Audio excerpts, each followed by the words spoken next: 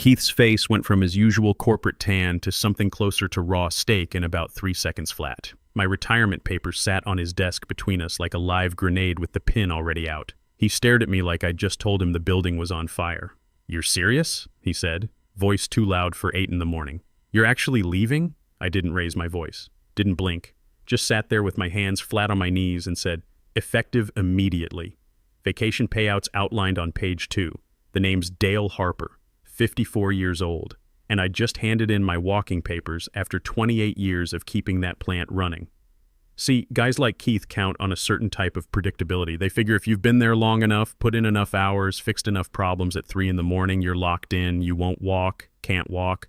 Where else would you go at 54 with a mortgage and a retirement account that's finally starting to look like something? They don't prepare for the moment the quiet one actually does it. Let me back up. Keith wasn't always like this. Back when I first met him, back when he was just another manager trying to make sense of a manufacturing floor he'd never actually worked on, he seemed decent enough.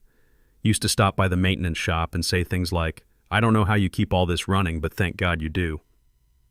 I'd started at Heartland Automotive Components when I was 26, apprentice electrician. The kind of job where you spend the first 3 years getting your hands dirty and your pride checked by guys who'd been doing it since before you were born. I learned every system in that plant, every machine, every quirk in the hydraulic lines, every bearing that ran hot, every circuit that needed babying. By the time I made it to operations director, I wasn't just running the place. I was the place. 2,400 machines, 340 workers, 0 unplanned downtime for 6 years straight. The plant didn't just run because of me, it ran through me, like voltage through copper. Then came 2015. Linda, my wife, got diagnosed with stage 3 breast cancer. March 12th. I remember because it was the same day we had a boiler pressure reading spike that should have shut us down for a week. Keith was my manager then. He pulled me aside, put his hand on my shoulder and said, "Family comes first. We got your back. Take whatever time you need." I took him at his word. Worked through most of Linda's chemo appointments because the plant was short-staffed and someone had to keep the lights on.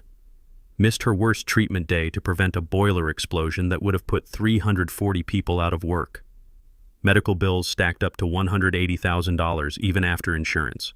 And those promises Keith made turned out they were just words, empty as a stripped thread. That's when I started keeping better records. Not just maintenance logs, everything, emails, memos, approvals, denials.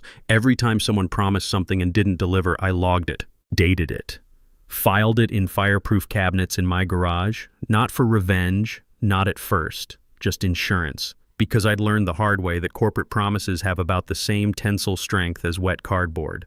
Then came 2016, the Vancouver plant crisis. Some contractor ghosted on us 3 days before a major regional rollout. Systems integration was falling apart. Keith called me on a Friday night, voice tight with panic. "I need you to fix this quietly. No drama. Just make it work." I spent my anniversary weekend on it, 10 days straight. Linda understood. She always did. I stabilized the region, got everything running, saved Keith's job and probably a few others. He gave me a retention package afterward. Small bonus, vague promises about future opportunities, and buried on page 3, a clause. Clause 9C. I flagged it, asked legal to clarify the wording, pushed for a countersigned copy. HR reluctantly obliged. Keith laughed when he signed it. "Just a backstop in case we ever screw this up," he said. Winked at me like we were in on some private joke. I didn't laugh. I filed it. The clause was simple, clean. In lieu of promotion, employee may elect voluntary departure and receive all compensation as though promoted and involuntarily terminated, including but not limited to full annual bonus acceleration, extension of pension vesting schedule, and continuation of benefits at promoted tier rate for no less than 12 months. October 4th, 2016. Keith's signature, HR countersignature, legal stamp, every word still there when I pulled it out 8 years later. Because that's the thing about contracts. They don't forget. They don't care about intentions or circumstances or who plays golf with who. They just sit there, waiting to activate. Fast forward to 2024. The company got bought out by some private equity group. Keith got promoted to VP, brought in a bunch of MBA types who looked at the plant like it was a spreadsheet instead of a living system with 340 people depending on it not breaking down. They handed me the big one. Plant-wide modernization, EPA compliance retrofit, machinery upgrades, the whole package. Budget was $1.85 million. Everyone said it couldn't be done without shutting down production. I said I'd handle it. 8 months later, I handed Keith the final report. $1.00 million spent, $850,000 under budget, 0 downtime, EPA inspection passed first try. Previous plant in our region had 17 violations. We had 0. Keith's handshake was clammy. Eyes wouldn't meet mine. "You've done more than anyone could have asked," he mumbled. "Promotion's in motion. Just be patient." I nodded. I'd heard that before.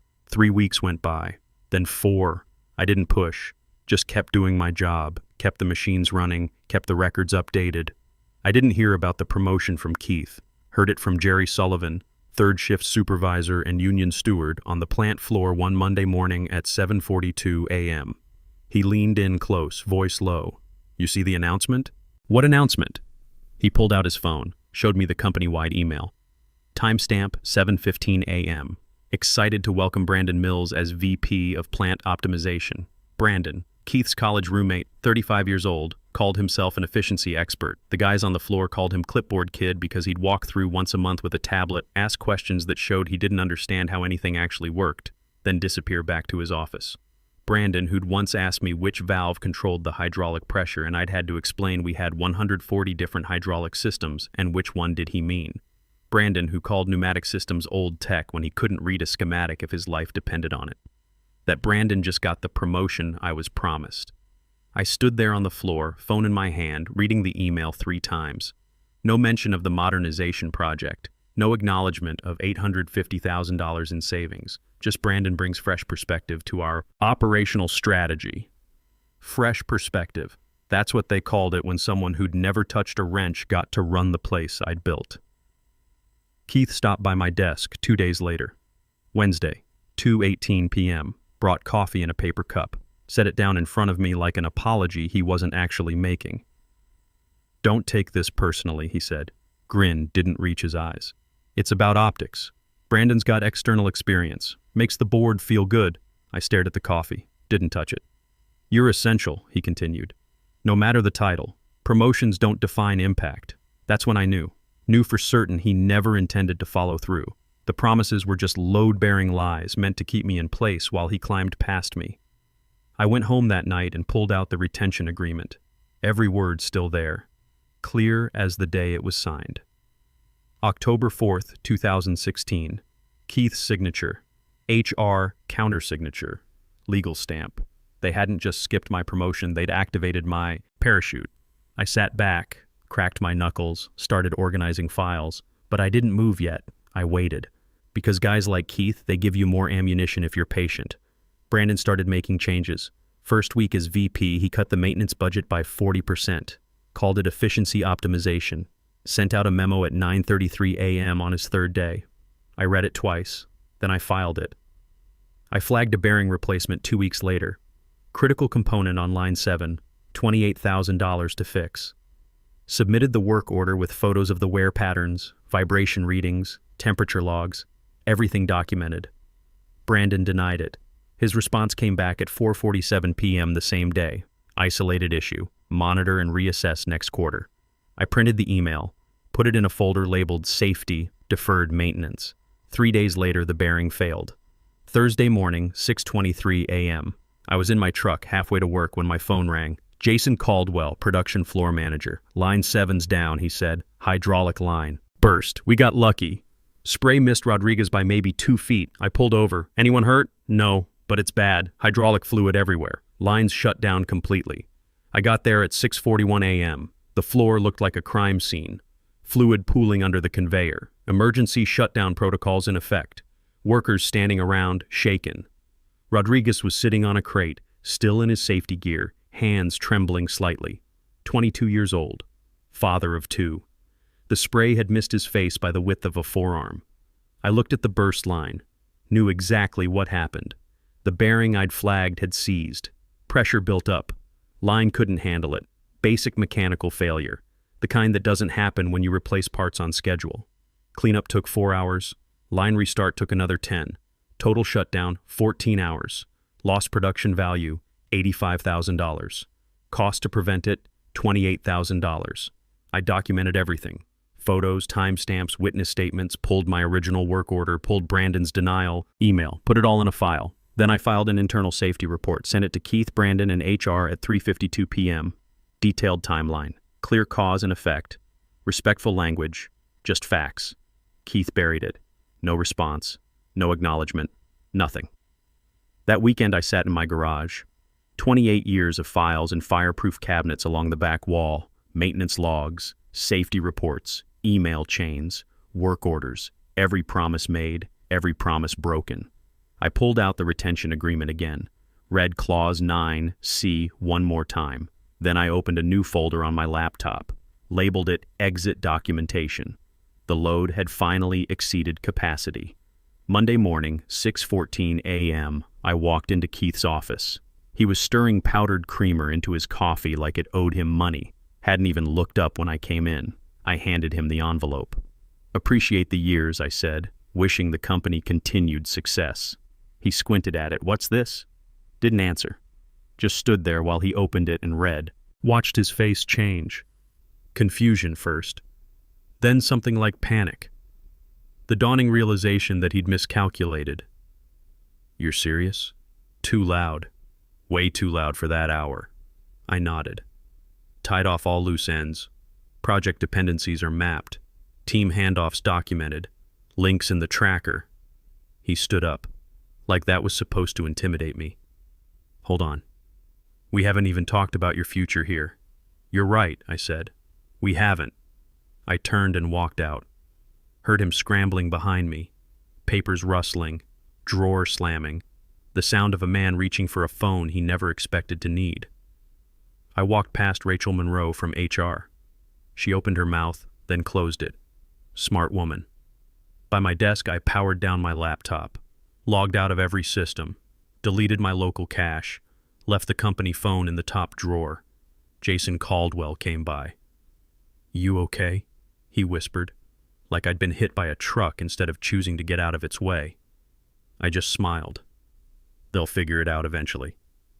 By 10:15 a.m., I was in my truck. Phone showed 5 missed calls from Keith. Funny how a guy who used to let my emails sit unread for 3 days suddenly couldn't get through a Monday without me. But I wasn't done. Not even close. I pulled into a coffee shop parking lot, opened my laptop, connected to public Wi-Fi, pulled up the OSHA anonymous reporting portal. I'd spent the weekend organizing everything. 12 near-miss incidents documented over the past 8 months. Photos, witness statements, work orders denied, safety protocols ignored, Brandon's budget cut memo, the Line 7 hydraulic failure, Rodriguez's near miss, all time-stamped, all verified. I attached the files, filled out the form, hit submit at 10:47 a.m. Then I drove home. Tuesday morning, 6:14 a.m., Jerry Sullivan sent me a text. OSHA inspector just showed up, unannounced. Keith's losing his mind. I sat on my porch with coffee, watched the sun come up over the lake. Another text at 8:33 a.m. Inspectors going through everything, asked for maintenance logs, asked about Line 7. Brandon can't answer basic questions. I didn't reply, just watched the water. The dominoes were falling exactly as I knew they would. Because here's what Keith never understood. I didn't just run that plant. I was the institutional memory. The guy who knew which bearing on Line 3 ran hot every August, who knew that the hydraulic pressure on Line 7 spiked when the ambient temperature dropped below 45 degrees, who knew that Circuit 12 in Building B needed a manual reset every third Tuesday because of a ground fault we'd never fully fixed. Brandon didn't know any of that, couldn't know it. You don't learn 28 years of plant operations from a tablet and a college degree. Wednesday afternoon, Nicole Graham called, the safety coordinator I'd trained 8 years ago. "They're asking about you," she said. "OSHA, inspector wants to know who maintained the documentation." "I told them you did, for 28 years. How's it looking?" She paused. "Not good for them. Inspector found 13 violations, some of them serious. Brandon's trying to blame deferred maintenance, but the inspector pulled your work orders, saw every request you made, saw every denial. Keith hasn't left his office in 2 days.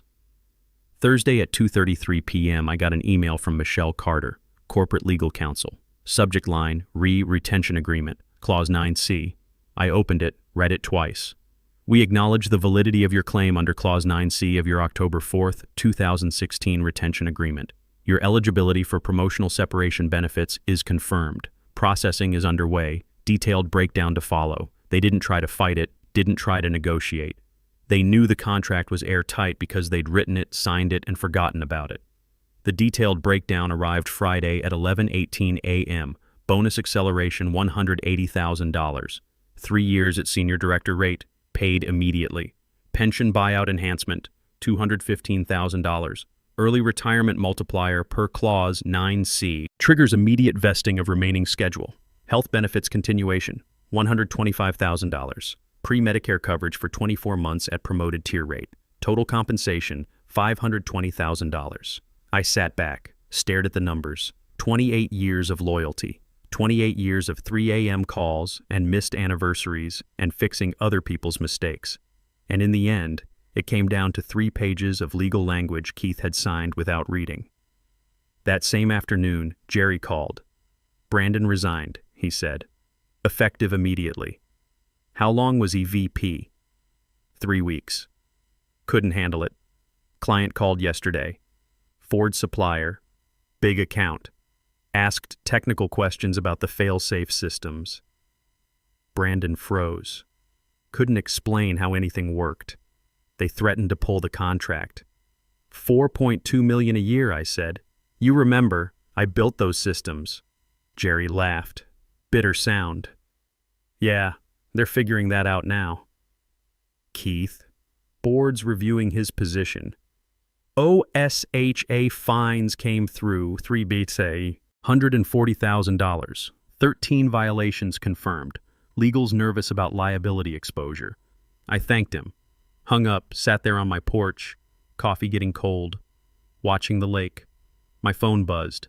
Text from a number I didn't recognize. Dale, this is Scott Palmer from Finance. We're exploring options for short-term consulting to assist with operational continuity. Would you be open to discussing scope and compensation? I read it twice, then I deleted it. I wasn't going back. Not for any amount of money. Because some things, once you walk away from them, you realize you should have left years ago. I had a different call to make. 2 days later, Nicole Graham called again. Different tone this time. I've got something for you, she said. Remember that Ford supplier audit I was working on? Their plant operations director just reached out. They're looking for a consulting safety director. 6 figures, remote work, quarterly oversight. They specifically asked about you. I sat up. They know I just left Heartland? They know you built the cleanest EPA compliance record in the region. They know you passed inspection first try while everyone else was racking up violations. They want that expertise. What's the scope? High-level architectural oversight, review their safety protocols, quarterly roadmap meetings, no day-to-day grind, just strategic input. I thought about it. Thought about 28 years of 3 a.m. boiler calls and emergency shutdowns and fixing problems that shouldn't have existed in the first place. Send me the details, I said. The contract arrived Monday at 9:22 a.m. I read it 3 times, signed it once. 6 weeks later, I was sitting in a virtual steering committee meeting, camera off, coffee in hand, reviewing vendor reliability assessments. Heartland Automotive Components was on the agenda, under risk review, vendor performance concerns. The procurement director pulled up their metrics. Production consistency down 31% over the past quarter. Quality rejection rate up 18%. Delivery delays averaging 9 days. EPA compliance under active investigation. Someone asked what happened. Change in operations leadership, the director said carefully. They've had some turnover. I sipped my coffee. Said nothing. Because I didn't need to say anything. The numbers spoke for themselves. That's what Keith never understood. You can't fake institutional knowledge. You can't replace 28 years of understanding how a system works with an MBA and a fresh perspective. The plant didn't run on optimism and efficiency memos. It ran on knowing which bearing to replace before it failed, which circuit to monitor, which pressure reading meant you had 6 hours before catastrophic failure. Brandon had tried to learn it from spreadsheets. Keith had tried to manage it from a distance. The plant had responded by falling apart. The meeting wrapped at 3:45 p.m. I closed my laptop, looked out at the lake, storm clouds building on the horizon. My phone buzzed. Text from Jerry. Keith's out. Effective 4:50 p.m. Friday. Board terminated him. Press release coming Monday. I texted back, "How's the floor?" Chaos. They brought in an interim director. Guys asking for documentation on everything. Turns out most of it's in your name. Can't find half the operational protocols. They're in the system. Tell him to check the archived folders. He did. You built the system. He can't navigate it without you. I almost laughed. Almost. 6 months. It took them 6 months to completely dismantle what I'd spent 28 years building. Keith fired. Brandon long gone. Production in free fall. Their biggest client reviewing alternative suppliers. OSHA fines paid but violations still on record. And an interim director who couldn't find the documentation because he didn't understand how the plan actually worked.